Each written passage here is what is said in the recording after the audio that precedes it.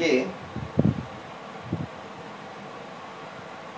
অত্যন্ত সৌভাগ্য বলে নিজেকে মনে হচ্ছে বাসুদেব বাবুর গৃহাঙ্গনে এমন এক সুন্দর আলোচনার বিষয় তিনি নির্বাচন করে দিয়েছেন আমাকে,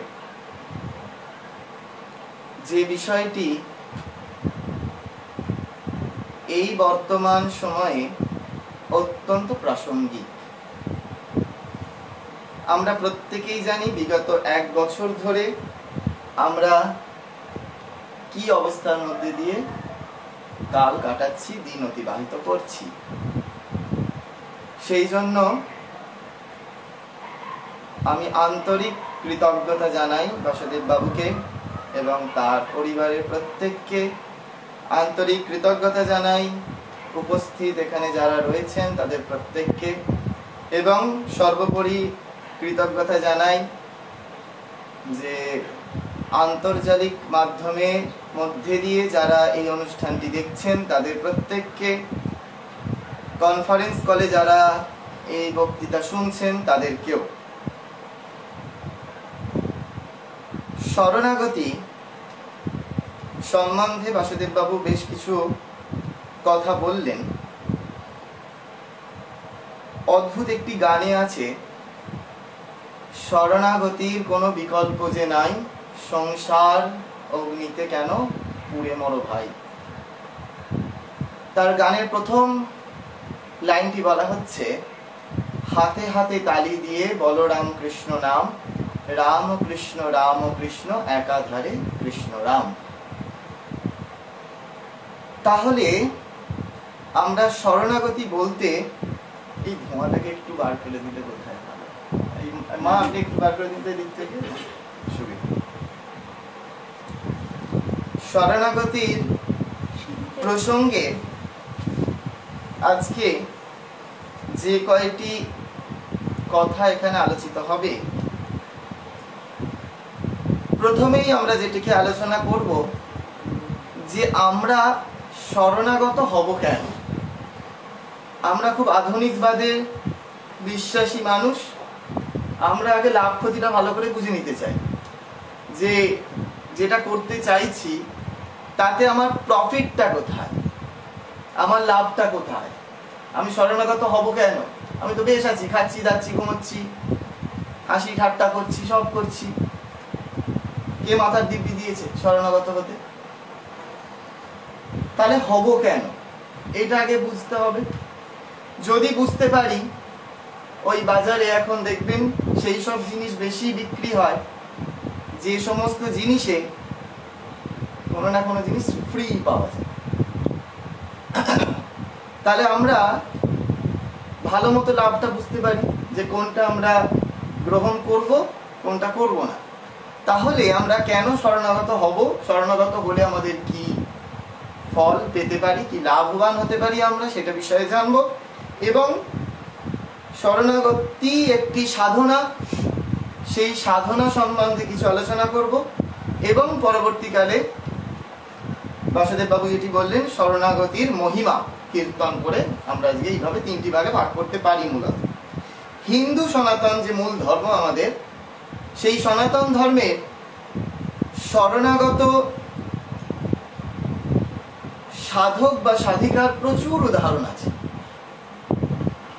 যারা এইটিকেই কেবলমাত্র সাধনার অঙ্গ করে সাধ্য বস্তু লাভ করেছে।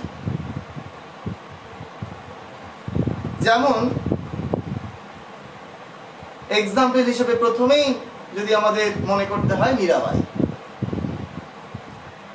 অপূর্ব তার শরণাগতির মহিমা। এই সনাতন হিন্দু ধর্ম বাদ দিয়েও আমরা যদি বাকি ধর্মগুলো একটু দেখে নিই, প্রথমে খ্রিস্ট ধর্মের মধ্যেও একটি প্রধান অঙ্গ হচ্ছে শরণাগতি, যার এক্সাম্পল সেন্ট টেরেসা। অত্যন্ত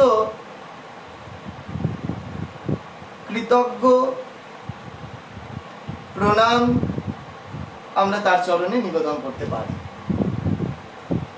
যদি আমরা একটু ইসলাম ধর্মের দিকে তাকাই, ইসলামের সুফিবাদ, এই ইসলামের সুফিবাদে শরণাগতি একটি প্রধান অঙ্গ হয়ে দাঁড়িয়েছে, যেখানে সাধিকা রাবেয়ার কথা খুব উঠে আসে।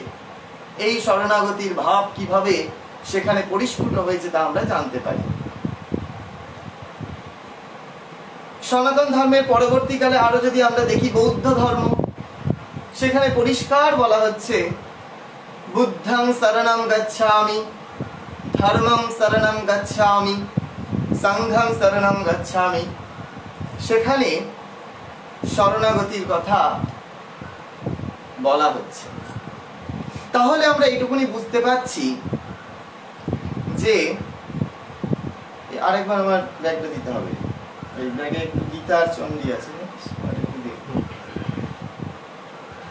তো এই শরণাগতির সমস্ত যে ভাব বা শরণাগতির যে দৃষ্টান্ত, সেটি সমস্ত ধর্মেই একেবারে পরিস্ফুট।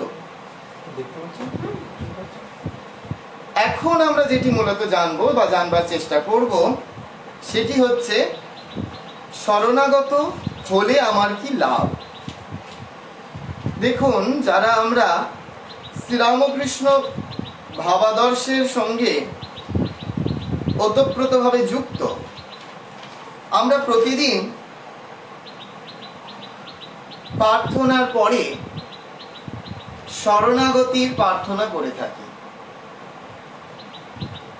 একটি হচ্ছে স্বামী বিবেকানন্দ রচিত, সেখানে বলা হচ্ছে তস্মাৎ তমেব শরণং মম দীনবন্ধু।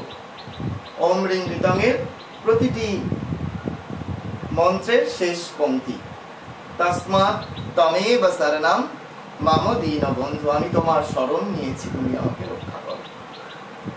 আর তারপরে মাতৃস্তুতি যখন আমরা করি, সেখানে শ্রী শ্রী চণ্ডী থেকে যে 3টি মন্ত্র আমরা সেখানে প্রতিদিন আমরা পাঠ করছি, সেখানেও বলা হচ্ছে শরণাগত দীনার্থ পরিত্রাণ পরায়ণে সর্বস্যার্থী হরে দেবী নারায়ণী নমস্তুতে।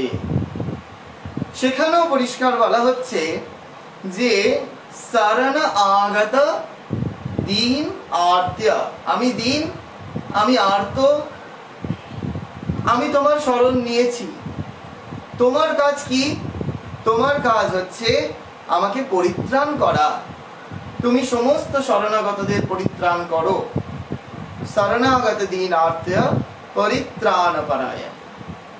তাই হে দেবী নারায়ণী, তোমাকে প্রণাম করি। এখন পূজনীয় স্বামী দেবরাজানন্দজি মহারাজের কাছে শোনা এবং লীলা প্রসঙ্গে বর্ণিত একটি সত্য ঘটনা এই শরণাগতি নিয়ে রয়েছে। সেটি হচ্ছে, ওই আমরা লাভবান হব, আগে আমরা বুঝে নেব যে শরণাগত হলে আমাদের কি ফল পেতে পারি। এখন ওই বললাম যে বিগত 1 বছর ধরে আমরা সকলেই আশঙ্কায় আশঙ্কিত, এই বুঝি আমাদের প্রাণ সংশয় করবে, প্রাণের নাশ হবে। ঠিক এরকম এমতাবস্থায় শরণাগত আমাদের কি ফল দেবে। একটা পুকুরে বেশ মাছ টাছ আছে, জেলে প্রতিদিন জাল ফেলে, কিন্তু একটি মাছ কোনোদিন জালে বদ্ধ হয় না, জালে আটকা পড়ে না, এবং সমস্ত বাকি মাছগুলি খুব ভীত সন্ত্রস্ত হয়ে থাকে। এই বুঝি কালকে জেলে এসে জালটি ফেলবে, এই বুঝি কালকে আমি বেরোলেই করোনায় আক্রান্ত হব আর আমার প্রাণ যাবে। ওই মাছগুলোর ভয়ও ঠিক সেরকম, যে পরের দিনই আজকে বেঁচে গেছি, কিন্তু আবার কাল সকালে যখন জেলে এসে জালটি ফেলবে, তাহলে জালে আমি আবদ্ধ হব এবং আমার প্রাণ সংশয় হবে, প্রাণনাশ হবে। কিন্তু ওই একটি মাছ খুব একেবারে আনন্দ চিত্তে বিচরণ করছে, তাকে দেখে বাকিদের মনে কৌতূহল জেগেছে। আচ্ছা, আমরা সকলে ভয়ে মরছি, আর তুই এরকম কি করে আনন্দে রয়েছিস? জেলে যখন জাল ফেলবে তখন কি তোকে বাদ দিয়ে জাল ফেলবে? তা তো হবে না। জেলে তো জাল ফেললে তুইও আবদ্ধ হবি, তাহলে তুই ভয় পাচ্ছিস না কেন? তখন সেই মাছটি বলছেন, আমি একটি কৌশল জানি। কি কৌশল? না, জেলে যখন জাল ফেলবে, বা এতদিন যাবৎ জেলে যতদিন জাল ফেলেছে, আমি জেলের দুই পায়ের মাঝখানে গিয়ে দাঁড়িয়ে পড়ি। জেলে আর যাই করুক, নিজের পাকে জালে বদ্ধ করবে না।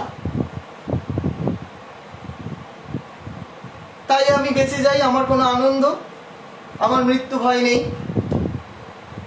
কেননা সেই মাছটি জেলের শরণাগত, জেলের শরণ নিয়েছে। ঠিক এইরূপ একটি সত্য ঘটনা কামারপুকুরে বন্যায় সব পুকুরের জল ভেসে উঠেছে, সমস্ত জমিতে একেবারে জলে জলাকার, পুকুরের যত বড় বড় মাছ সব জমিতে বিচরণ করছে। আর ঠাকুর তখন ছোট্ট, মধ্যম বয়সী, আর ঠাকুরের সমস্ত স্যাঙাতরা ওই লাঠি দিয়ে মারতে মারতে মাছগুলিকে সংগ্রহ করছেন। একটি বড় মাছ ঠাকুরের পায়ে পায়ে পায়ে পায়ে ঘুরছে। ঠাকুর বুঝতে পেরেছে, ঠাকুর সেটিকে পায়ে করে ঠেলতে ঠেলতে ঠেলতে ঠেলতে একটি বড় জলাশয়ে ফেলে দিয়েছে। আর বলছেন বন্ধুদেরকে, ওই মাছটিকে তোরা মারিস না, ও আমার শরণ নিয়েছে। এই শরণ নিলে পরবর্তীকালে যদিও হৃদয়রাম বলেছিলেন, মামা তুমি অত বড় মাছটাকে ছেড়ে দিলে, ধরলে ভালো করে খাওয়া যেত। কিন্তু ঠাকুর বলছেন, ওকে কি করে হত্যা করি, ও আমার শরণ নিয়েছে। যে আমার শরণ নেয় তাকে হত্যা করতে পারি না। দেখুন, এই শরণ নিলে মারের হাত থেকে অন্তত আমরা রেহাই পাই। এটা শুধু ঠাকুরের জীবনে নয়, মায়ের জীবনেও আমরা দেখতে পাই। যখন মা বাগবাজারে রয়েছেন, একটি বিড়াল খুব একেবারে মায়ের পিছনে পিছনে পিছনে পিছনে ঘোরাফেরা করতেন, কখনো কখনো অতিষ্ঠ করতেন মাকে। মা একবার সেই বিড়ালের জ্বালায় অতিষ্ঠ হয়ে লাঠিটাকে তুলেছেন। আপনারা জানেন সেই ঘটনা, লাঠিটাকে তুলেছেন। সেই মুহূর্তে বিড়ালটা বুঝতে পেরেছে তার মায়ের একেবারে পায়ের কাছে এগিয়ে বসে পড়েছে। তখন যোগিন মা বলছে, মারবে না? বলছে, কি করে মারি বাবা, ও আমার শরণ নিয়েছে। ওই শরণ নিলে তাহলে কি লাভ হয়, আমরা আগে প্রথমে লাভ ক্ষতিটা ভালো করে বুঝে নিলাম। যে আমার শরণ নিলে কি হবে না, ওই মারের হাত থেকে অন্তত রক্ষা পাবো। যদি আমরা বুঝে যাই যে শরণ নিলে আমার কি হবে, এরকম একটি দৃষ্টান্ত ঠাকুরের পার্ষদদের জীবনেও রয়েছে। আমি কর্তা যতক্ষণ বোধ আছে ততক্ষণ তো শরণ নেওয়া যায় না। সুরেন্দ্রনাথ মিত্র তার জীবনটি প্রথম জীবনে মোটেই সহজাত ছিল না, আপনারা জানেন। উচ্ছৃঙ্খল জীবন যাপন করতেন, জীবনের গতিবিধি ঠিক ছিল না। তার বন্ধুরা তখন তাকে বলছেন যে তুই তো দিশেহারা হয়ে পড়েছিস, একবার চল দক্ষিণেশ্বরে পরমহংসকে দর্শন করে আসবি। কিন্তু তিনি তথাকথিত ইংরেজি শিক্ষায় শিক্ষা লাভ করেছেন। তৎকালীন সময়ে আধুনিক যুগের ওই শিক্ষা এমন ছিল, প্রথমেই ভগবানের ওপর বিশ্বাস উড়ে যেত এবং ভগবানের সঙ্গে সম্পর্কিত যারা, তাদেরও কাছে যাওয়ার কোনো প্রশ্নই ছিল না। সুরেন্দ্রনাথ মিত্র বলছেন, আমি যেতে পারি, তবে আমার যদি সেখানে গিয়ে মন না বসে, আমার যদি ভালো না লাগে, তাহলে কিন্তু দ্বিতীয়বার আর যাব না। বন্ধুরা বলছেন ঠিক আছে একবার চল। সুরেন্দ্রনাথ মিত্র গেছেন ঠাকুরকে দর্শন করতে, গিয়ে বসেছেন ঘরে, প্রণাম করেননি, কারণ তার শাস্ত্রে তো প্রণামের কথা নেই। ঠাকুর নানা প্রসঙ্গ করছেন, করতে করতে হঠাৎ বলে উঠলেন, সকলে কেন বানর ছানার ভাবটিকে আশ্রয় করে জীবনে চলে, বিড়াল ছানার ভাবটিকে আশ্রয় করতে হয়। বিড়াল ছানার ভাবটি কি? ঠাকুর তখন এক্সপ্লেন করছেন, ওই বানর ছানা কি করে না, সে তার মাকে জড়িয়ে থাকে। মা যখন এক গাছের ডাল থেকে আরেক গাছের ডালে লাফ দেয়, তখন সেই বানর ছানাটির পড়ে গিয়ে প্রাণ সংশয় হতে পারে। কিন্তু বিড়াল ছানা সে নিজে থেকে কিছু চেষ্টা করে না, সে কেবল জানে আমার মা আছেন। মা ওই টুটি ধরে যেখানে তিনি নিয়ে গিয়ে রাখেন, তিনি নিশ্চিন্ত মনে তিনি সেখানে বসবাস করেন। ঠাকুর বলছেন ওই বিড়াল ছানার ভাবটি কেন নেয় না? ওই ছেলে যদি বাপের হাত ধরে আলের পথ দিয়ে যায়, তাহলে কিন্তু পড়ে যাবার সম্ভাবনা রয়েছে।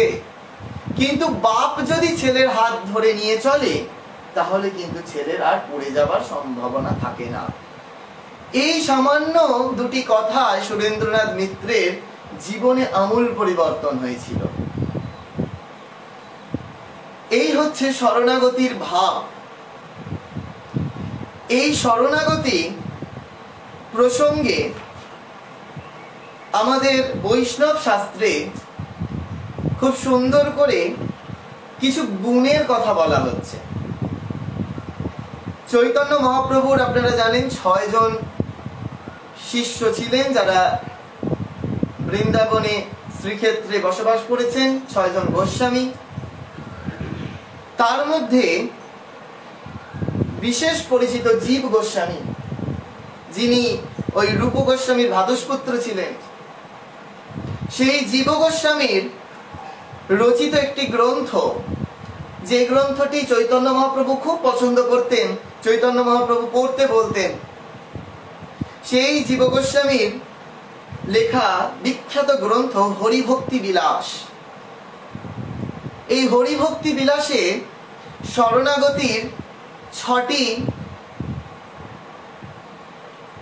প্রক্রিয়া বলা যেতে পারে, বা প্রথা, 6টি উপায় বলা হচ্ছে। সেখানে কি বলা হচ্ছে? বলা হচ্ছে আনুকূল্যস্য সংকল্প, প্রতিকূলস্য বর্জনম, রক্ষিষ্যতি ইতি বিশ্বাস, গোপ্তৃত্বে বর্ণম তথা, আত্মনিক্ষেপ প্রকারান্য, কার্পণ্য সর্ববিধা শরণাগতি। 6 প্রকার শরণাগতির গুণ বলা হচ্ছে সেখানে। কি কি? প্রথম বলা হচ্ছে আনুকূল্যস্য সংকল্প। ভগবানের দিকে আমাকে যেতে যত প্রকার সংকল্প আমাকে সাহায্য করে, যত প্রকার কর্ম আমাকে সাহায্য করে, সেই সংকল্প আমাকে গ্রহণ করতে হবে। অনুকূল্যস্য সংকল্প, যা ভগবানের দিকে নিয়ে যেতে অনুকূল হবে। তারপরেই বলা হচ্ছে প্রতিকূলস্য বর্জনম, অর্থাৎ ভগবানের থেকে বিরোধী যা কিছু ভাব, তা তৎক্ষণাৎ বর্জন করতে হবে। প্রতিকূলস্য বর্জনম। তৃতীয় রক্ষস্যতি ইতি বিশ্বাস, আমাদেরকে বিশ্বাস করতে হবে। ঠাকুর বলছেন না বিশ্বাস হয়ে গেলেই হলো। বিশ্বাস কি করতে হবে না, তিনি আমাদেরকে রক্ষা করবেনই করবেন, তিনি আমাদেরকে রক্ষা করবেনই করবেন। একবার ওই একটি খুব সুন্দর গল্প আছে, বৈকুণ্ঠে ভগবান আহারে বসছেন, লক্ষ্মী দেবী আহার তার সামনে পরিবেশন করছেন। বসেই ভগবান সঙ্গে সঙ্গে উঠে পড়েছেন, জানেন এই ঘটনা। তখন লক্ষ্মী দেবী জিজ্ঞেস করছেন, ঠাকুর কোথায় চললে? তখন ভগবান বলছেন যে ওই আমার এক ভক্তকে পথমধ্যে কয়েকজন প্রহার করছে, তাকে রক্ষা করতে চলেছি। দেখুন, খেতে বসে পড়েছেন, কিন্তু ভক্তের বিপদে তিনি ওই খাবার থেকে উঠে পড়েছেন। উঠে পড়ে বলছেন তাকে রক্ষা করতে চলেছি। কিছুক্ষণ বাদে ফিরে এলেন। আবার লক্ষ্মী দেবী জিজ্ঞেস করছেন যে ঠাকুর ফিরে এলে কেন? তখন ভগবান বলছেন, ভগবান নারায়ণ বিষ্ণু বলছেন যে আমি দেখলাম সে নিজেকে রক্ষা করবার জন্য একটি ইট তুলেছে, তাই ফিরে এলাম। তার মানে কি? বিশ্বাসের অভাব। এইটি যেন না হয়। বলা হচ্ছে রাক্ষসী ইতি বিশ্বাস, ও তিনি আমাকে রক্ষা করবেনই করবেন। কিরকম? এই প্রসঙ্গে খুব সুন্দর বাইবেলের একটি ঘটনা আছে, যেটি স্বামী বিবেকানন্দ খুব বলতেন।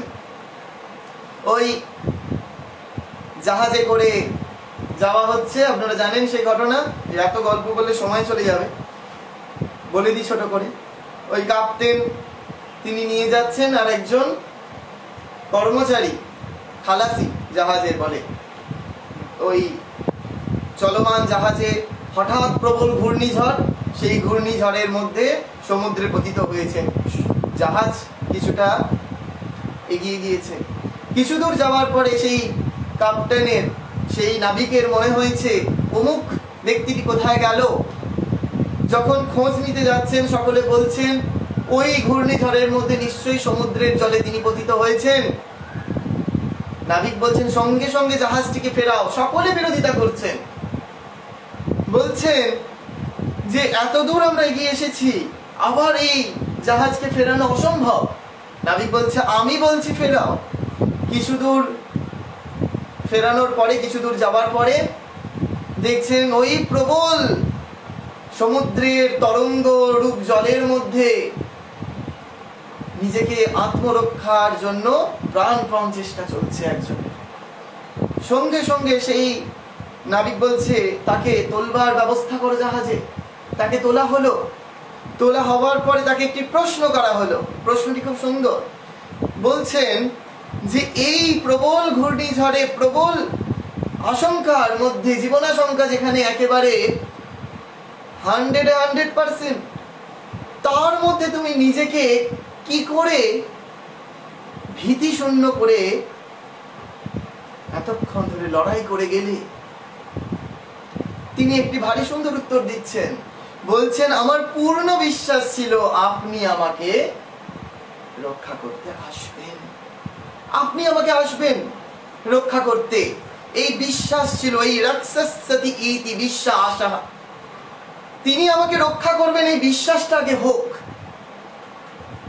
তারপরে বলা হচ্ছে গোত্রিত্বে বরণম তথা। গোত্রিত্ব মানে হচ্ছে যিনি পালন করেন আমাদেরকে, পালয়ত্রী বা পালনকারী যিনি, তাকে আমাদেরকে জীবনে বরণ করে নিতে হবে, অন্য কাউকে বরণ করলে চলবে না। গোত্রিত্বে বরণম তথা আত্মনিক্ষেপকারণ্য।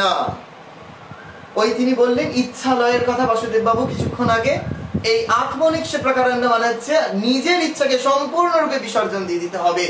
দেখুন, এরকম একটি উদাহরণ দেওয়া যেতে পারে। যখন স্বামীজি মাদ্রাজে রয়েছেন, ধর্ম মহাসম্মেলনে যাবেন, নিজে কি ডিসিশন নিতে পারতেন না? বলুন তো।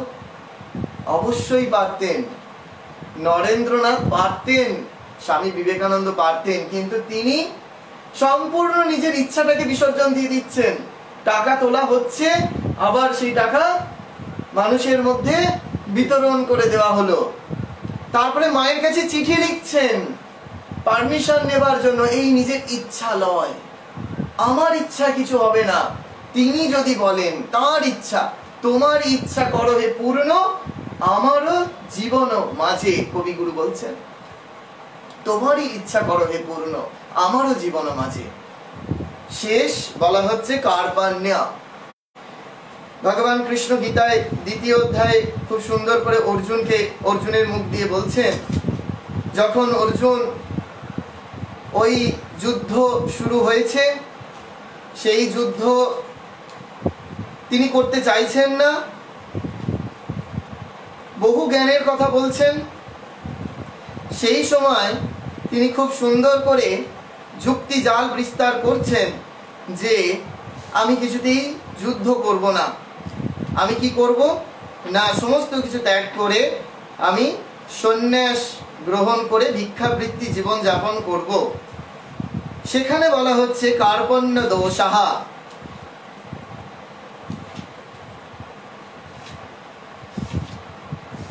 যখন ভগবান এই কথা শুনছেন যে ওই কার্পণ্য অর্থাৎ দীনতা, যখন তিনি বলছেন কার্পণ্য দোষা পাহত স্বভাব পৃচ্ছামি তং ধর্ম সংমূঢ় চেতা যৎশ্রেয় সন্নিশ্চিতং ব্রূহি তন্মে শিষ্যস্ত্যহং স্বাধিমাং তং প্রপন্যম।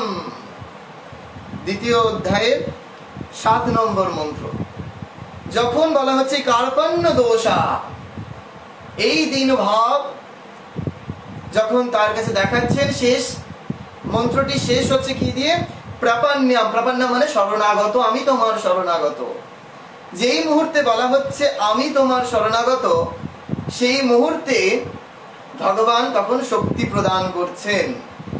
চণ্ডীর 13 অধ্যায়ে গিয়ে বলা হচ্ছে মোহান্তে মোহিতাশ্চৈব মোহমেশ্বতীন চাপরে তামুপৈহি মহারাজ শরণম পরমেশ্বরীম। আমি সেই পরমেশ্বরীর শরণাপন্ন হচ্ছি, হে মহারাজ, সেই পরমেশ্বরীর শরণাগত হও। সেই মহারাজকে বলা হচ্ছে একেবারে 13 অধ্যায় চণ্ডীর শেষ অধ্যায়ে গিয়ে বলা হচ্ছে যে তুমি মহারাজ সেই পরমেশ্বরীর শরণাগত হও। প্রপন্নম, ভগবান এখানে তার কাছে অর্জুনের মুখ দিয়ে বলাচ্ছেন প্রপন্নম, আমি তোমার শরণাগত। তারপরেই বলা হচ্ছে সর্ববিধা শরণাগতিহি। এই হচ্ছে 6টি গুণ। তাহলে আমরা আরেকবার শুনে নিই কি বললাম। প্রথম হচ্ছে অনুকূল্যস্য সংকল্প, দ্বিতীয় হচ্ছে প্রতিকূল্যস্য বর্জনম, তৃতীয় হচ্ছে রক্ষস্যতি ইতি বিশ্বাস, গোপ্তৃত্বে বর্ণম তথা, তারপরে আত্মনিক্ষে প্রকারান্য, কার্পণ্য সর্ববিধা শরণাগতি। যেমন এই 6টি গুণের কথা বলা হচ্ছে শরণাগতি প্রাপ্তির জন্য, ঠিক সেরকমই নারদ পাঞ্চরত্নে 6 রকম বৃত্তির কথা বলা হচ্ছে। কেন বৃত্তি? না, এই যে আমরা সংকল্প গ্রহণ করব, অনুকূল্য সংকল্প কি করে করব, তার কিছু তো পথ বলে দিতে হবে। পথগুলি কি কি? সেখানে নারদ পাঞ্চরত্নে বলা হচ্ছে বিহিতের আচরণ। প্রথম, সেখানেও 6টি গুণ বলে দেওয়া হচ্ছে। প্রথম হচ্ছে বিহিতের আচরণ। বিহিতের আচরণ মানে কি? সমস্ত জগতে যা কিছু ন্যায়, বিহিত যা ন্যায় তাই করতে হবে। তারপরেই বলা হচ্ছে প্রতিষিদ্ধ বর্জনম, প্রতিষিদ্ধ বিসর্জনম বলা হচ্ছে, যা হচ্ছে অন্যায় তার সঙ্গে সঙ্গে বর্জন করতে হবে। এখন খুব মনে প্রশ্ন উঠতে পারে, আমার কাছে যেটা ন্যায় অপরের কাছে সেটা অন্যায় হতে পারে, আবার অপরের কাছে যেটি অন্যায় সেটা একই পরিপ্রেক্ষিতে আমার কাছে ন্যায় হতে পারে। ঠাকুরের কাছে এসে সবাই জিজ্ঞেস করছেন, আচ্ছা সবই যদি ঈশ্বরের ইচ্ছা, তাহলে আমাদের দুষ্কর্মের যে দায় সেটা আমার নয়, সে তো ভগবানের। ঠাকুর বলছেন হ্যাঁ ঠিক বলেছো, তা ভগবানের। তবে একটা কথা আছে, ঠাকুর বলছেন কিন্তু যে কাজ করলে মন উসখুস করে, শ্রীরামকৃষ্ণ দেবের ভাষায়, যে কাজ করলে মন উসখুস করে সে কাজ করতে নেই। এই হচ্ছে ন্যায় অন্যায় নিজেই সদাসৎ বিচারের মধ্যে দিয়ে নির্ধারিত করে ফেলা যায়। যে কাজ করলে মন উসখুস করে সে কাজ করতে নেই, ঠাকুর বলে দিচ্ছেন। এই হচ্ছে প্রতিষিদ্ধের বিসর্জনম। তৃতীয় দৃষ্টি। দৃষ্টি মানে জ্ঞান। জ্ঞান চৈতন্য উদয় হলে মা বলছেন কি হয়? ভগবান লাভ হলে কি হয়? দুটো সিং বেরোয় না। কি হয়? তখন বুঝতে পারা যায় জ্ঞান চৈতন্য উদয় হলে আমার মধ্যে যিনি, তোমার মধ্যে তিনি, দুলে বাগদি সকলের মধ্যে সেই তিনিই রয়েছেন। মা তখন খুব সুন্দর করে প্রার্থনা করছেন, শরণাগত হও হে জীব, শরণাগত হও, তাহলে তিনি পথ ছেড়ে দেবেন। মা পরিষ্কার বলছেন শরণাগত হও হে জীব, তাহলে তিনি পথ ছেড়ে দেবেন। মহামায়া তো সহজে পথ ছাড়েন না। ওই জ্ঞান চৈতন্য উদয় হলে তখন বুঝতে হয় যিনি পথ ছাড়ছেন না তারই শরণাগত হতে হয়। এই জন্য এই চণ্ডীতে একেবারে ত্রয়োদশ অধ্যায়ে গিয়ে বলা হচ্ছে, সেই তুমি দেবীর শরণাপন্ন হও হে রাজন। তারপরে চতুর্থ বলা আছে ভক্তি। নারদীয় ভক্তি সূত্রে সেখানে 84টা যে আমরা শ্লোক পাই, সেখানে ওই ভক্তির কথা বলা হচ্ছে, যেটি মূলত সেটি হচ্ছে শ্রীরামকৃষ্ণ দেবের ভাষায় অহৈতুকী ভক্তি। আমি তোমাকে ভালোবাসি কোনো কিছুর বিনিময়ে নয়, আমি তোমাকে ভালোবাসি ভালোবাসার জন্য। পঞ্চম লিঙ্গ ধারণ। লিঙ্গ ধারণ মানে হচ্ছে বাইরের আকৃতি, তিলক আদি, বস্ত্রাদি এই ধারণ করণীয়। কেন না, তাহলে অনেকটা সুবিধা হয়। ওই ঠাকুর রাজা মহারাজ বলছেন বকলস পরে নেওয়ার মতো, কুকুরের বকলস পরে নেওয়ার মতো অনেকটা সহায়তা করে। ষষ্ঠ শান্ত সেবা, সাধু সেবা। ঠাকুর বলছেন যে দেব দর্শন আর সাধু দর্শন খালি হাতে করতে নেই, 2 পয়সার বাতাসা হলেও নিয়ে যেতে হয়। এই হচ্ছে 6টি একেবারে পদ বলে দেওয়া হলো নারদ পঞ্চরত্নে। বিহিতের আচরণ, প্রতিষিদ্ধ বর্জনম, দৃষ্টি, ভক্তি, লিঙ্গ ধারণ, শান্ত সেবা। ঠিক আছে, এই যে আমরা 6টি আচরণ বিধি আমরা জানলাম, সেই আচরণ বিধি সম্বন্ধে প্রাচীন সাধুরা খুব একটা গল্প বলেন বেলুড় মঠে। গল্পটি হচ্ছে এরকম, 2 পক্ষীর গল্প। একটি গাছের ডালে 2 পক্ষী, অবশ্যই একজন পুরুষ পক্ষী একজন স্ত্রী পক্ষী, পক্ষী দম্পতি, তারা গাছের ডালে বসবাস করে, তাদের সন্তানাদি নিয়ে বাসা করেছে। হঠাৎ একদিন দেখতে পেলেন যে ওই তাদেরকে হত্যা করবার জন্য বা তাদেরকে খাদ্যরূপে গ্রহণ করবার জন্য ওই গাছের উপরে একটি বাজ পাখি, প্রকাণ্ড চেহারা যুক্ত সেই বাজ পাখি একেবারে ঘূর্ণির মতো ঘুরছে। হরে কৃষ্ণ বলা শেখাও। বিড়াল এসে যখন টুটিটি টিপবে তখন আর ট্যাঁ ট্যাঁ শব্দই বেরোবে, হরে কৃষ্ণ আর বেরোবে না। সময়ে আমাদের আর ওই ভাবগুলো থাকে না। অন্য সময় আমরা খুব এগুলো নিয়ে চর্চা করতে পারি। তো সেই স্ত্রী পাখিটি তো সব সময়ের জন্য ভীত সন্ত্রস্ত, কিন্তু পুরুষ পাখিটি খুব তাকে ভরসা যোগাচ্ছে। স্ত্রী পাখিটি বলছেন, চলো আমরা এখান থেকে উড়ে যাই, চলে যাই, আমাদের ছানাপোনাদের নিয়ে চলে যাই। যাবে কি, তলায় দেখছে একটি ব্যাধ তীর একেবারে টার্গেট করে দাঁড়িয়ে আছে। ওপরে বাজ পাখি ঘুরছে, নিচে সেই ব্যাধ একেবারে তীর নিয়ে দাঁড়িয়ে রয়েছে। ওপরেও যেতে পারছে না, নিচেও যাবে, যদি যায় ওড়বার চেষ্টা করে সঙ্গে সঙ্গে ব্যাধ তাকে হত্যা করবে। পুরুষ পাখিটি কিন্তু শরণ ছাড়েনি। পুরুষ পাখিটি সব সময়ের জন্য বলে আসছে যে দেখো, আমার পূর্ণ বিশ্বাস যিনি আমাদের এতদিন রক্ষা করেছেন, এই বিপদের সময়তেও তিনি আমাকে রক্ষা করবেন, আমাদের প্রত্যেককে তিনি রক্ষা করবেন। ঠিক এমতাবস্থায় কি হলো, সেই তলায় যে ব্যক্তি দাঁড়িয়ে তীর নিক্ষেপ করে দাঁড়িয়ে রয়েছে, আর হয়তো কয়েক সেকেন্ড বাদেই সেই তীরটি বাম থেকে বেরিয়ে যাবে। ঠিক এইরকম এক সময় বনের মধ্যে একটা কেউটে সাপ ব্যাধকে এসে ব্যাধের পায়ে দংশন করেছে। যেই মুহূর্তে দংশন করেছে, ব্যাধ তো আগে থেকে জানতো না যা হয়, তখন তীরটা তার হাত থেকে ফসকে বেরিয়ে গেছে। তীরটা এমন ভাবে বেরিয়েছে, ওপরে গিয়ে বাজ পাখিটাকে তীরবদ্ধ করেছে। ওই ভগবান যদি চান, ওই এক ঢিলে 2 পাখিকে মেরে দেন। তিনি যদি রক্ষা করেন, রাখে হরি মারে। তিনি যদি মনে করেন আমি রক্ষা করব, কখন রক্ষা করেন তাহলে? যখন আমরা তার শরণ নিই। আমরা যখন তার শরণ নিই, তুলসীদাস খুব সুন্দর করে বলছেন তার দোহাতে, जो जाके शरण ने सो राखे तक लाज, उलट चले मछली चले বহি যায় গজরাজ। বলা হচ্ছে যে যাকে শরণ নেয়, সেই শরণ্য শরণাগতের কখনো অনিষ্ট করে না, সব সময় যেন তাকে রক্ষা করে। মাছ জলের শরণ নিয়েছে, জলের শরণাপন্ন, সেই জন্য প্রবল যদি জলস্রোত হয় তার বিপরীতে মাছ, একটা ছোট্ট মাছ, সে কিন্তু যাতায়াত করতে পারে। ওই উলের চলে মাছলি চলে, বলছে বাহি যায় গজরাজ। কিন্তু হাতি এত বড় প্রাণী, সে কিন্তু জলের স্রোতের প্রতিকূলে যেতে পারবে না। সে জল যেদিকে যাচ্ছে তাই অনুকূলে সে ভেসে চলে যাবে। সেই জন্য বলা হচ্ছে জো যাকে শরণ নেই, যে যার শরণ নেয় সেই শরণাগতকে কখনো তার অনিষ্ট করে না। তাহলে আমাদেরকে বুঝতে হবে যে আমরা তাহলে শরণাগত তো হলে আমাদের কি লাভ, শরণাগত হব কেমন করে, এগুলি আমরা আলোচনা করলাম।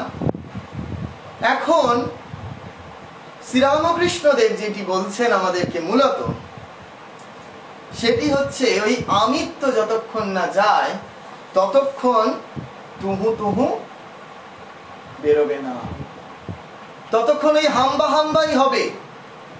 ঠাকুরের সেই বিখ্যাত উপমা, গরুর এত কষ্ট কেন, গরু হাম্বা হাম্বা করে। হাম্বা মানে আমি সব, আমি সব।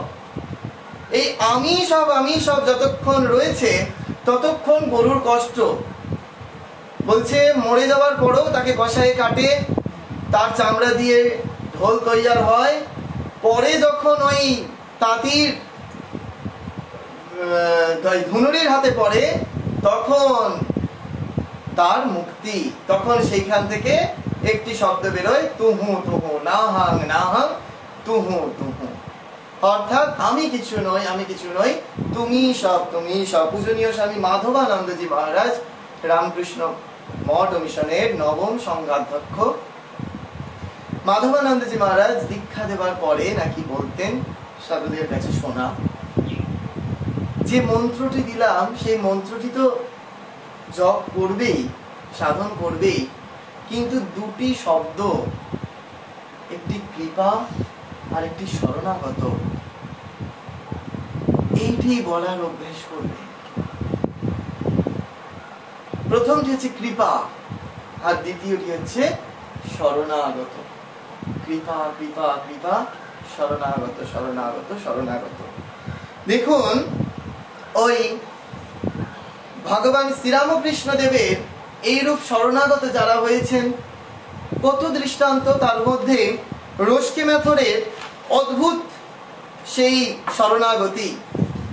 রসিক মেথরের শরণাগতির জন্য রসিক মেথর কি বলছেন ঠাকুরকে, ঠাকুর একদিন ওই ঝাউতলা থেকে বাহ্যে করে আসছেন, একেবারে পায়ে লুটিয়ে পড়ে ঠাকুরকে বলছেন, হে ঠাকুর, তুমি আমাকে আমার শেষ মুহূর্তে অবশ্যই দর্শন দিও। ঠাকুর মুচকি এসে বললেন, হবে। যখন সেই রসিক মেথরের শরীর যাচ্ছে, এখন যেখানে সারদা মঠের রিসেন্স সেন্টার, সেই রসিক মেথরের বাড়ি, ভাবুন সেই মেথরের বাড়ি যেখানে গিয়ে শ্রীরামকৃষ্ণদেব ওই তার কেস দিয়ে পায়খানা সাফ করেছিলেন, হ্যাঁ, সেই আজকে সেই বাড়ি স্বয়ং তীর্থক্ষেত্র। সেই রসিক মেথরের যখন শরীর যাচ্ছে, তুলসী তলায় তাকে নিয়ে আসা হয়েছে, তখন তিনি বলে উঠছেন, তুমি এসেছো, তুমি এসেছো। তার মানে ঠাকুর এসেছেন তাকে কৃপা করে নিয়ে যেতে। পরবর্তীকালে পূজনীয় স্বামী শিবানন্দজি মহারাজ বলছে, যে কায় মনোবাক্যে ঠাকুরকে ভালোবেসেছে, ঠাকুরের শরণ নিয়েছে, তার মুক্তি অনিবার্য। যে কায় মনোবাক্যে ঠাকুরকে ভালোবেসেছে, ঠাকুরের শরণ নিয়েছে, তার মুক্তি অনিবার্য। দেখুন আমরা অল্প অল্প শরণাগতিতেই কত কি বুঝতে পারি। আমরা অল্প অল্প শরণাগতি কেন বলছি না, খুব সুন্দর করে মধুসূদন সরস্বতী তার গীতার টিকায় শরণাগতিকে তিনটি ভাগে ভাগ করেছেন। তিনটি ভাগ কি কি? প্রথম হচ্ছে মৃদু শরণাগতি, দ্বিতীয় হচ্ছে মধ্য শরণাগতি, তৃতীয় হচ্ছে অধিমাত্র শরণাগতি। আমাদের ওই অল্প অল্প শরণাগতি বললাম, আমরা যখন ভগবানের শরণ নিই তখন তো ভগবান আমাদের রক্ষা করেন, বুঝতে পারি, কিন্তু আবার পরমুহূর্তে ভাবটা আর দীর্ঘায়িত হয় না, এইটা আমাদের একটা সমস্যা। সেইটি বলা হচ্ছে, প্রথম হচ্ছে মৃদু শরণাগতি। প্রথম সেখানে বলা হচ্ছে তস্मै বাহাম, মানে তুমি আমার। এই হচ্ছে প্রকার সাধন, যে তুমি আমার, এই ভাবটি হচ্ছে বলা হচ্ছে প্রথম মৃদু শরণাগতি। দ্বিতীয় বলা হচ্ছে মধ্য শরণাগতি, মামৈ বাসৌ। মামৈ বাসর মানে হচ্ছে আমি তোমার। প্রথমটি ছিল তুমি আমার, দ্বিতীয়টি হচ্ছে আমি তোমার, তৃতীয়টি হচ্ছে অধিমাত্র শরণাগতি, যেখানে বলা হচ্ছে স্বাই বাহম, অর্থাৎ আমি তিনি। ঠাকুর শ্রীরামকৃষ্ণ দেবের উপমা আমরা যদি একটু মনে করি, সেখানে সেই হনুমানের কথা বলছেন। হ্যাঁ, দুদিন বাদে হনুমান জয়ন্তী। সেই হনুমানের কত প্রশংসা করে ঠাকুর বলছেন যে যখন তিনি জীব বলে নিজেকে ভাবছেন, তখন হে রাম তুমি প্রভু, আমি তোমার দাসস্বরূপ, জীব বুদ্ধা দাসাত্মকঃ। যখন তুমি দাস, আমি প্রভু, তখন আমার জীব বুদ্ধি রয়েছে। প্রাণবুদ্ধা তদংসকঃ, যখন আমার প্রাণবুদ্ধি রয়েছে তখন তুমি পূর্ণ, আমি অংশ। আত্মবুদ্ধা সৈবাহম, যখন আমি আত্মবুদ্ধিতে প্রতিষ্ঠিত হচ্ছি তখন দেখছি তুমি আমি, আমি তুমি। তার সুন্দর করে বাংলা করে ভগবান শ্রীরামকৃষ্ণদেব বলছেন সেই মহাবীর হনুমানের কথা, যে হনুমান এই কথা বলছেন। এই হচ্ছে পূর্ণ শরণাগতি। পূর্ণ শরণাগতি হচ্ছে ওই অধিমাত্র শরণাগতি, সৈবাহম, আমি তিনি। নারদ পাঞ্চরত্নে আবার শরণাগতিকে আরো 3 ভাগে ভাগ করা হয়েছে। সেটি হচ্ছে ওই কায়িক শরণাগতি, বাচিক শরণাগতি এবং মানস শরণাগতি। আমরা এই শরীরের মধ্যে দিয়ে যখন তার শরণাপন্ন হই, কিরকম না, যখন আমাদের কোনো কিছু পেয়েছিলাম, প্রাপ্ত বস্তু, আবার যখন অপ্রাপ্তির ব্যথা অনুভব করি, তখন আমরা ভগবানের শরণাপন্ন হই। হে ভগবান, আমি ওটা হারিয়ে ফেলেছি। স্নান করতে গিয়ে কানের দুলটা, সোনার কানের দুল বাথরুমে পড়ে গেছে, কোথায় চলে গেল, কি হলো? ভগবানের এসে শরণাপন্ন হলাম। এই হচ্ছে কায়িক শরণাগতি।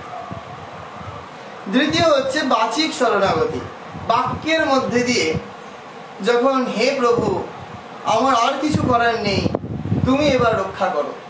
আমি এতক্ষণ ধরে চেষ্টা করলাম, কিরকম না, ওই দ্রৌপদীর যখন বস্ত্র হরণ হচ্ছে, প্রথম অবস্থায় দেখুন তিনি একটা খুঁট ধরে আছেন আর ভগবান কৃষ্ণকে ডাকছেন, তখন কিন্তু ভগবান কৃষ্ণ আসেননি, ওই 50-50-তে নেই। সম্পূর্ণরূপে যখন দুহাত তুলে হে কৃষ্ণ করুণা সিন্ধু বলছেন যে আমি এতক্ষণ ধরে চেষ্টা করলাম, আমি আর পারলাম না, হে প্রভু এবার তুমি আমাকে রক্ষা করো, তখন তিনি এসে একেবারে তন্তুশালীর মালিক হয়ে গিয়েছিলেন। তো এরপরে আছে মানস শরণাগতি। আমার কিছু চাই না, আমি জানি ওই সব তিনি করছেন। ঠাকুরের ভাষায়, ঠাকুরের খুব বিখ্যাত গল্প রামের ইচ্ছা। ওই রামের ইচ্ছা মানে নিজের ইচ্ছা লয়, আমার ইচ্ছায় আর কিছু নয়। ওই রামের ইচ্ছা, আমি আর গল্পটি বলছি না, সকলেই জানেন রামের ইচ্ছা গল্পটি। ওই রামের ইচ্ছা অর্থাৎ আমার ইচ্ছা বলে কিছু নেই, ভালোটা মন্দটা যা কিছু হচ্ছে সবই তার ইচ্ছা, আমার আর কি ভাবনা আছে। এই হচ্ছে বিড়াল ছানার সেই ভাব। তো যাই হোক, আমরা শেষ করি। ওই যখন ভগবান শ্রীরামকৃষ্ণ দেবের কাছে যদি আমরা শরণাগত হই, তার যদি শরণাগত হই, এখন আমাদের মনে হতে পারে যে শরণাগত হওয়া মানে কি না, আমরা যা চাইবো তাই পেয়ে যাবো, ব্যাস এটাই খুব সোজা হিসাব, যে আমি তার শরণাগত হয়েছি। যোগাক্ষেমম বহাম্যহম, তিনি যোগ এবং সেন দুটোই আমার বহন করবেন, কথা দিয়েছেন, আর চিন্তা নেই। এমনটা নয়। ছেলে যদি বিষফল চায় মায়ের কাছে, মা জানে যে ওই বিষফলটি খেলে ছেলের প্রাণও নাশ হতে পারে। মা কিন্তু কখনোই ছেলের ওই বায়না মেটাবে না। দেখুন, গিরিশ ঘোষ যখন শ্রীরামকৃষ্ণদেবের কাছে আসছেন ওই উচ্ছৃঙ্খল জীবনযাপন নিয়ে, শ্রীরামকৃষ্ণদেব কিন্তু বারণ করছেন না কোথাও, যে বলছেন না যে দেখো তুমি ওটি খেও না। কি বলছেন? যখন খাবে একটু মাকে নিবেদন করে খাবে। তারপরেই বলছেন যে একটু একটু ভগবানের নাম করবে, সকালে একটু ভগবানের নাম করবে। আর গিরিশ ঘোষ প্রতি কথাতেই নাকচ করছেন। তার একটা অদ্ভুত গুণ, যেটা করতে পারবেন সেটাই তিনি বলবেন, যেটা করতে পারবেন না সেটা ওই হ্যাঁ করে দিয়ে আসবেন না। বলছেন না আমার সকালে এত সময় নেই, আমি করতে পারবো না। ঠাকুর তখন বলছেন তাহলে দুপুরে একটু খাবার আগে করো। খাবার কোনো ঠিক নেই, কোথায় কখন খাই কোনো ঠিক থাকে না, আমি তার নাম করতে পারবো না। তাহলে রাতে শোবার সময়, রাতে আমি নিজের মধ্যেই নিজে থাকি না, কি করে তার নাম করব? দেখুন একের পর এক তিনি না করে যাচ্ছেন, আর ঠাকুর বলে যাচ্ছেন যে তোমায় একটু করতে হবে। যখন সবেতেই না, আপনারা সেই জানেন, ঠাকুর তখন বলছেন যে তাহলে একে কলমা দে। গিরিশ ঘোষের তখন কি আনন্দ যে বাহ, আমায় তাহলে কিছু করতে হবে না, তিনি আমার হয়ে সবটা করে দেবেন। আমায় নাম করতে হবে না, তিনি আমার হয়ে নাম করে দেবেন। খুব ভালো কথা, তিনি একেবারে খুব আনন্দ চিত্তে বকলমা দিয়ে দিয়েছেন। পরবর্তীকালে কি বলছেন? বলছেন আগে যদি বুঝতুম বকলমা দেবার অর্থ, তাহলে ভেবে দেখতুম প্রতিটি শ্বাস প্রশ্বাস বইছে সেটি আমার ইচ্ছায় বইছে না তার ইচ্ছায় বইছে, সেটি বুঝতে পারি এখন। তার ওই ছোট্ট সন্তান ছেলেটি যখন মারা যাচ্ছে, পুত্র শোক কি শোক, কিন্তু তিনি কোন রকম বহিঃপ্রকাশ করতে পারছেন না। কেন না, ওই যে সবটা তাকে দিয়ে দিয়েছেন, ভালোটা মন্দটা যা হবে সবটাই যে তার ইচ্ছায়।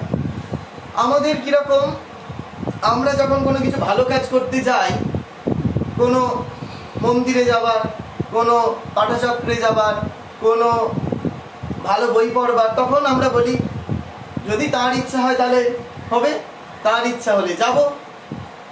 কিন্তু খাবার সময় বলি না যে তার ইচ্ছা হলে খাবো, দিব্যি খিদে পেলে গিয়ে খেয়ে নিচ্ছি।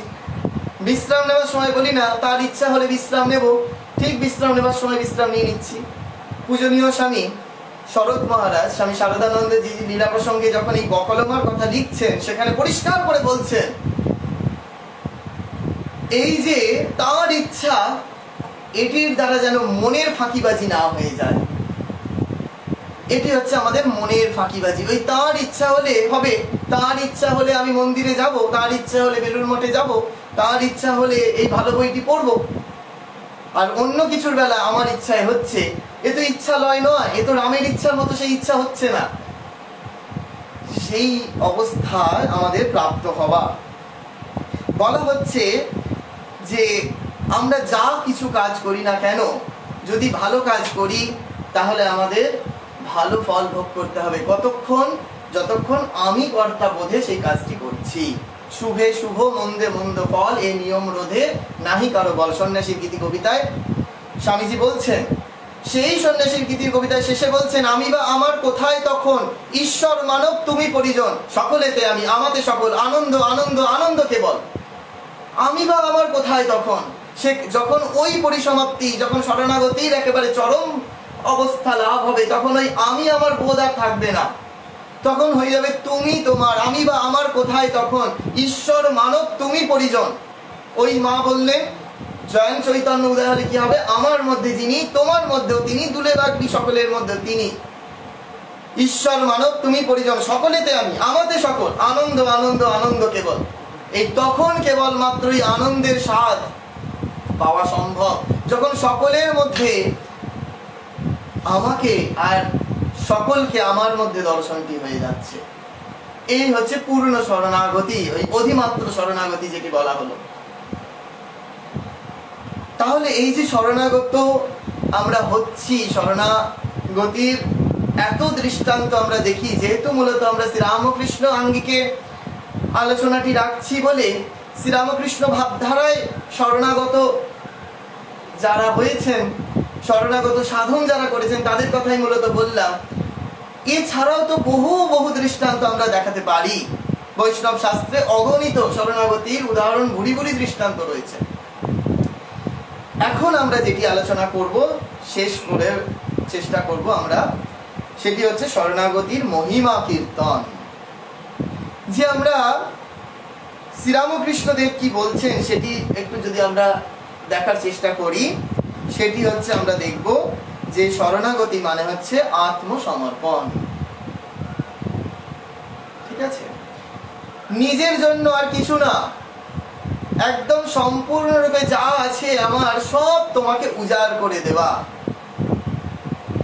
এই অবস্থা প্রাপ্ত হচ্ছে আত্মসমর্পণ। আত্মসমর্পণ এই অবস্থা যদি প্রাপ্ত আমরা হতে পারি, তাহলেও আমরা শরণাগতি লাভ করতে পারি। সেই প্রসঙ্গে শ্রীরামকৃষ্ণ দেব বলছেন যে দেখো, শরণাগতির আরেকটি যে অর্থ, সেটি হচ্ছে ভালোবাসা।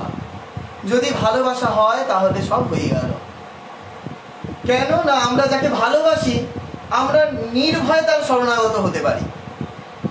এটা তো আমরা খুব স্থূলভাবে বুঝতে পারি যে আমরা যাকে ভালোবাসি আমরা নির্ভয়ে, আমাদের কোনো ভীতি থাকে না তার কাছে শরণাগতি প্রাপ্ত হতে। তাহলে এই যে ভালোবাসা এবং ভালোবাসা থেকে নির্ভয়তা, আমাদের কোনো ভয় ভীতি শূন্যতা, সেখানে শ্রীরামকৃষ্ণদেব একদম নিত্য করণীয় আমাদের কিছু সাধনের কথা বলে দিচ্ছেন। সেই নিত্য সাধনটি কি না, বলছেন ভগবানের নাম ও গুণ কীর্তন। ভগবানের নাম ও গুণ কীর্তন। এখন এই ভগবানের নাম গুণ কীর্তনটা কিরকম না, সদা সর্বদা। তার আগে একটি কথা অ্যাড করে দিলেন। তারপরে কি বলছেন, মাঝে মাঝে নির্জন বাস। ওটাতে বলছেন না সদা সর্বদা নির্জন বাস, বলছেন সদা সর্বদা ঈশ্বরের নাম ও গুণ কীর্তন। কিরকম না, ওই সারা দিন যাতে ভগবানের সঙ্গে আমরা যোগযুক্ত হয়ে থাকতে পারি। সারাদিন ওই যখন আমরা জপের আসনে বসছি তখন আমরা ভগবানের সাথে যুক্ত হচ্ছি, আর যখন আমরা রান্নাঘরে যাচ্ছি তখন আমরা ভগবান থেকে দূরে সরে যাচ্ছি, এমনটা হলে হবে না। বোঝা যাচ্ছে যে স্পিরিচুয়ালাইজিং এভরিডে লাইফ, আমাদের প্রত্যেক জীবনে আধ্যাত্মিকতা যদি কে প্রকাশ ঘটাতে হয়, তাহলে প্রতিটি কাজে প্রতিটি কর্মে আমাকে তার ভাবটি রাখতে হবে। কি থেকে এই ভাবটি আসবে না, প্রথম যে এটি আমাদের আশ্রয় করা, সেটি হচ্ছে দাস ভাব। দ্বৈতবোধ থেকে শরণাগতি আমাদের প্রথম শুরু হয়। তো দাস ভাব, যে আমি তো কিছু করছি না, যা করছি তোমার কাজ করছি। এই যে তোমার কাজ, আমিত্বকে বিসর্জন দিয়ে দেওয়া, এই আমিত্বকে যখনই আমরা বিসর্জন দিয়ে দিতে পারবো, তখনই আমরা তার শরণাগত হতে পারবো, তার শরণাগত হতে পারবো। বোঝা গেল?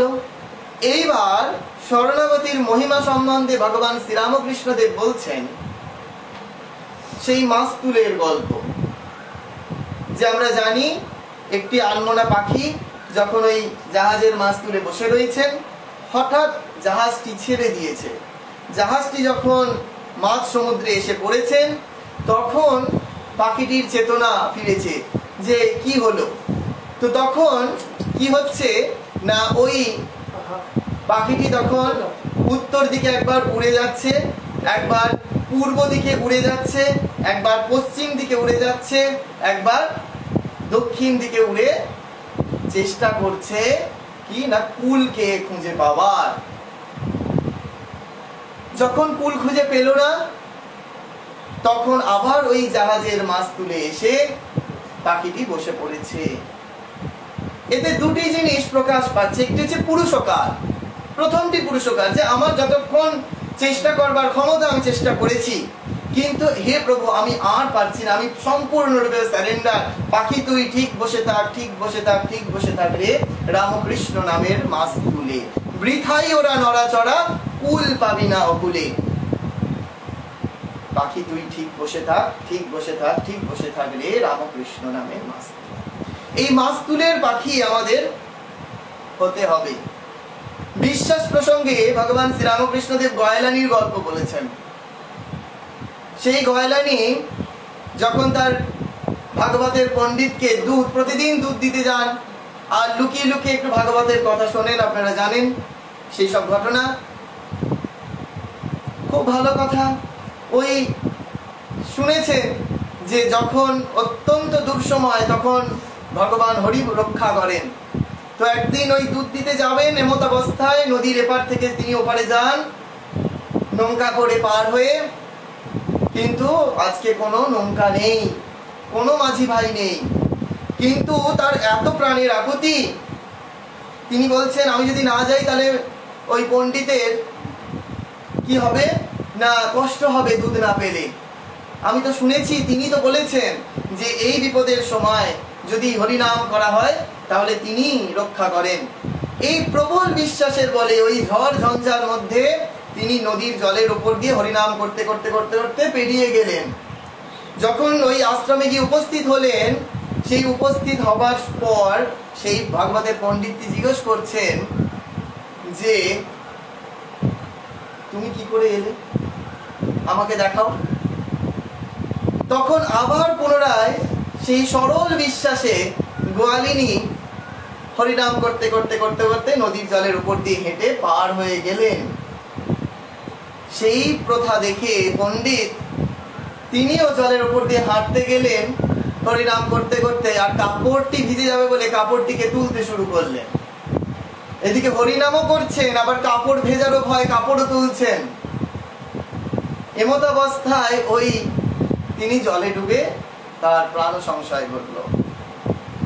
তাহলে এই পূর্ণ বিশ্বাসটি তার এখনো হয়নি।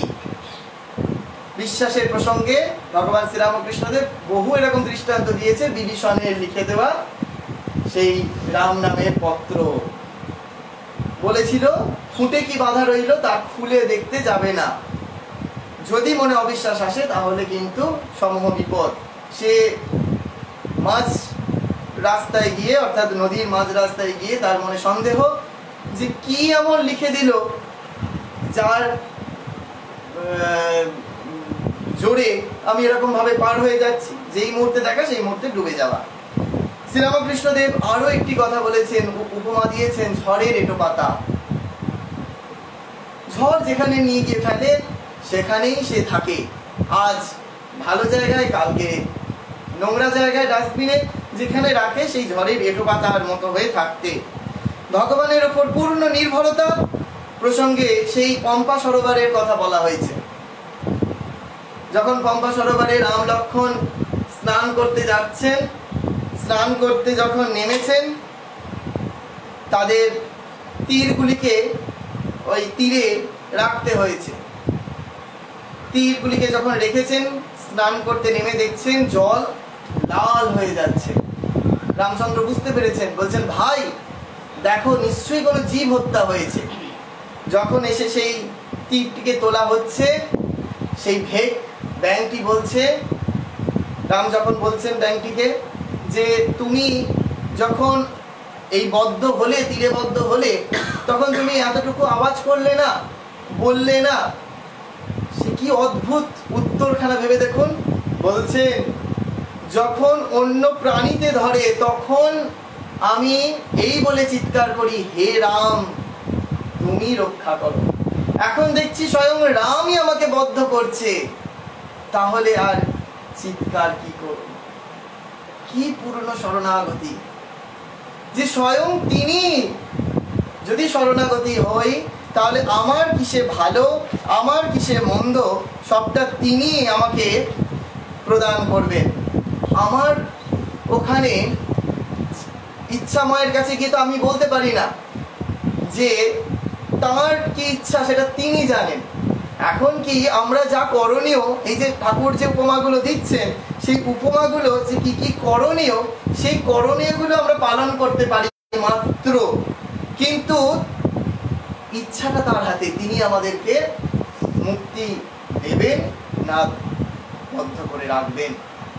তার বালকের স্বভাব। ঠাকুর বলছেন যে চায় না তাকে সেধে যেচে দেয়, আর যে চায় সে পায় না। কিরকম না, ওই অহংকার যতক্ষণ না শূন্য হচ্ছে ততক্ষণ পর্যন্ত তিনি তো ধরা দেন না।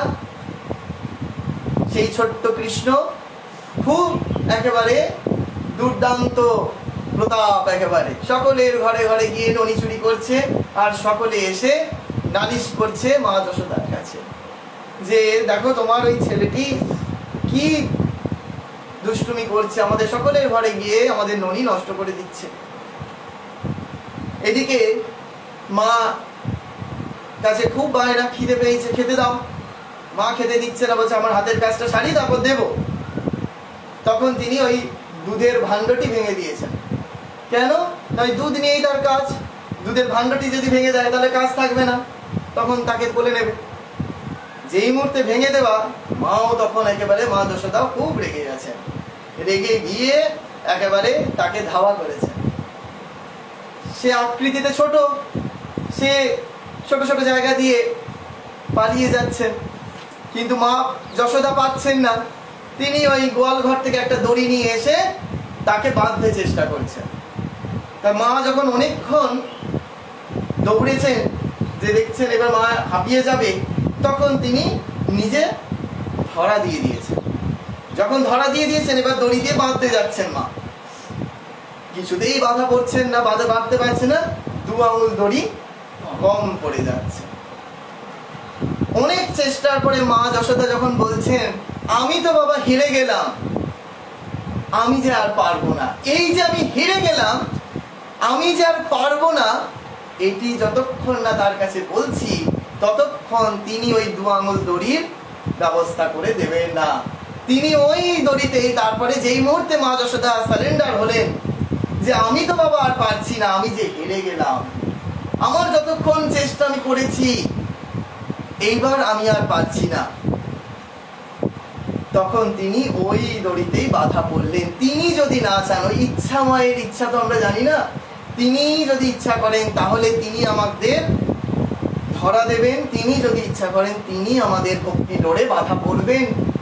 তার যতক্ষণ না ইচ্ছা হচ্ছে ততক্ষণ আমরা কিন্তু